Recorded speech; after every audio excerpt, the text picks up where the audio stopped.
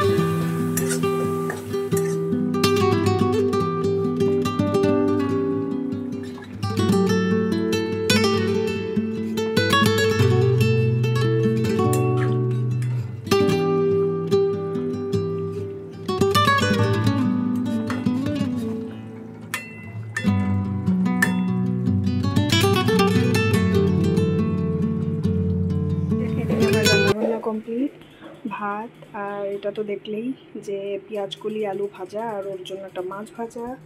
এখানে আছে কালকের ডাল, মটর ডাল, আর এই যে মাছের ঝোল। মাছের ঝোলটা দুটো আলাদা বাটিতে রেখেছি, কারণ এত গরম পড়ে গেছে নষ্ট হয়ে যাবে। আর এই যে সকালের বাদাম বাটাটা অল্প একটু ছিল, এটা রেখে দিয়েছি, ভাতের সঙ্গে খাওয়া যাবে, ফেলতে কষ্টই হয়। আর এই যে এদিকে গ্যাস ট্যাস মুছে নিয়েছি, সব কিছু একদম গুছিয়ে নিয়েছি। এইগুলো রাখিনি কারণ এখানে আজকে এখানে এই জায়গাটার জন্য একটা জিনিস অর্ডার করেছি, এটা আসলে এই জায়গাটা সুন্দর করে গুছিয়ে নেব। অবস্থা দেখো, এই যে এক গাদা কাপড় ধুয়ে দিয়েছি। এইদিকে এই হলো আমার ব্যালকানির অবস্থা, কোনো দিকে একেবারে আলো ঢোকার জায়গা নেই, আর রোদটা আস্তে আস্তে চলে যাচ্ছে, তো এই কারণে নিচের দিকে চলে এসছে। স্নান করে পুজো দিয়ে নিয়েছি। অ্যাকচুয়ালি রান্না করে আমি একদম গ্যাস ট্যাস মুছে বাসন ধুয়ে চলে গেছি। কাপড়গুলো সকালবেলা বাজারে যাওয়ার সময় একটু গরম জল করে ভিজিয়ে রেখে গেছিলাম, তো কাপড়গুলো ধুয়ে স্নান করে আমি পুজো দিয়ে নিয়েছি। আর ও ঘরটা মুছে স্নান করে এসছে। এখন অনেকটা বেলা হয়ে গেছে, ঘড়িতে অলরেডি 2:40 বাজে। ও গেছে ভাত বাড়তে, লাঞ্চ করবো। এবার খিদে পেয়ে গেছে, কারণ অ্যাকচুয়ালি আমার একটা লাঞ্চের টাইম আছে, সে আমি 1টা থেকে 1টা 2 ম্যাক্সিমাম 2টোর মধ্যে লাঞ্চ করে নিই।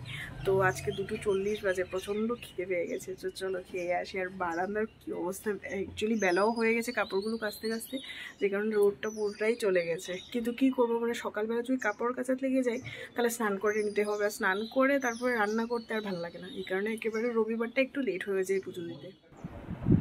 দুপুরে লাঞ্চের পর আজকে টানা একটা ঘুম দিয়েছি, টানা বলতে সেই 4:30টার সময় ঘুমিয়েছি 6টা পর্যন্ত, তো প্রায় 1.5 ঘন্টা টানা একটা ঘুম দিয়েছি। এখন আজকে আর বেরোতে ইচ্ছে করছে না। নর্মালি আমরা একটু বেরোই সন্ধ্যেবেলা চাটা খেতে, আজকে বেরোতে ইচ্ছে করছে না। আজকে ও চা বানাতে গেছে। এখন আমি হাত মুখটা ধুয়ে ফ্রেশ হয়ে নেব, চা খেয়ে তারপরে সন্ধ্যে পুজো দেবো। আর ও তো দারুণ চা বানায়। এই আমাদের সন্ধ্যেবেলা সুন্দর চা ফুটছে। সবটা দুধ শেষ করে দিয়েছো? এটা কি চিড়ে ভাজা? এই আমাদের সন্ধ্যেবেলার চা, চিড়ে ভাজা, এর মধ্যে আবার এক্সট্রা কিছু অ্যাড করেছে, পেঁয়াজ আর কি দিয়েছো, ধনেপাতা, পেঁয়াজ আর চানাচুর। বাহ। আর এই হলো আমাদের 40 টাকার চা, না হ্যাঁ 40 টাকা চা তো হবেই এখানে। আমরা এইটুকুনি কাপে চা খাই, সেটাই 10 টাকা।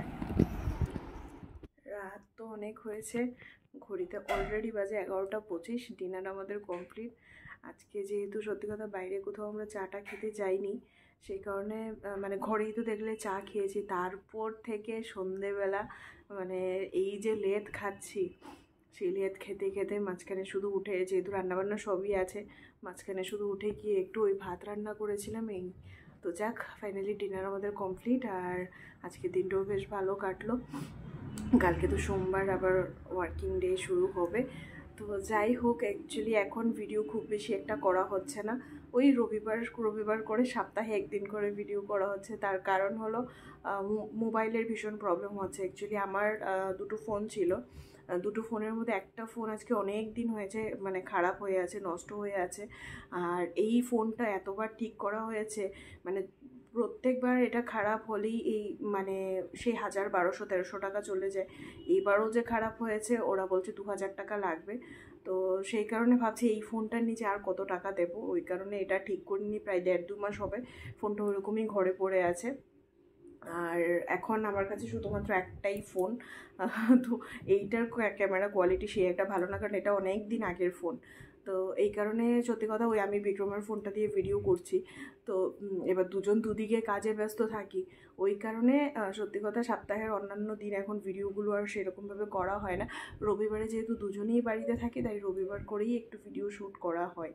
তো দেখি, ইচ্ছে আছে একটা ফোন নেওয়ার, এবার কবে নিতে পারবো সেটা এখনও জানি না। তবে নতুন ফোন তো নিতেই হবে, কারণ ভীষণ অসুবিধা হয়ে যাচ্ছে। আর আমার ওই ফোনটাতে সিমটা পর্যন্ত এখনও লাগানো। তো যাই হোক, এই কারণে খুব একটা বেশি ভিডিও করা হয় না, খুব কমই ভিডিও করা হয়। যাই হোক, চলো আজকের দিনটা এখানেই শেষ করছি। যদি আজকের ভিডিওটা তোমাদের কিছুও ভালো লেগে থাকে, তাহলে প্লিজ ভিডিওটা ছেড়ে যাওয়ার আগে অবশ্যই একটা লাইক, কমেন্ট, শেয়ার করে দিও। আর নতুন বন্ধুরা যারা এখনও আমার চ্যানেলটিকে সাবস্ক্রাইব করবেন, তারা প্লিজ আমার চ্যানেলটিকে সাবস্ক্রাইব করে পাশে থেকো। তোমাদের সঙ্গে আবার নতুন একটা ভিডিও নিয়ে দেখা হবে। ততক্ষণের জন্য সবাই ভালো থেকো, সুস্থ থেকো। Tata, good night.